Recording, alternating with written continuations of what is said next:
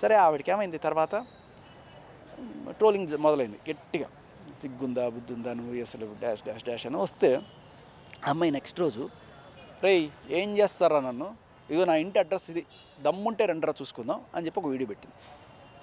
సరే వెళ్ళిపోయారు జనాలు, అందరూ వెళ్ళారు, ఇంటి ముందు కూర్చున్నారు, ఎవరు ఏం కొట్టలేదు తిట్టలేదు, ధర్నాలు లేకపోతే గట్టి గట్టిగా ఏదో చేశారు.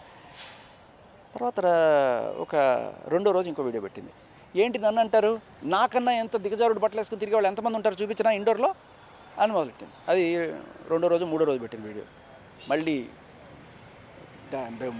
వాళ్ళు వేసుకుని తిరిగినా కూడా ఇట్లా సోషల్ మీడియాలో పెట్టి ఒక రక్కస్ క్రియేట్ చేయడానికి, ఒక రైట్ అని చెప్పి చెప్పడానికి చేయలే వాళ్ళు. వారం అయిపోయిన తర్వాత అందరూ నన్ను దయచేసి క్షమించండి, నేను చేసింది తప్పు, ఇటువంటివి నేను చేసి ఉండకూడదు, నేనే కాదు ఏ అమ్మాయి కూడా ఇటువంటి పనులు చేయకండి అని చెప్పిన తర్వాత క్షమించాం పో అని చెప్పి సమాజం వదిలేసింది. మీరు ఏదో కేసులు పెట్టి దాక్కోవచ్చు, లేకపోతే కేసులు పెట్టి భయపడేస్తే జనాలు మాట్లాడరు, ఇలాంటివి అనుకుంటే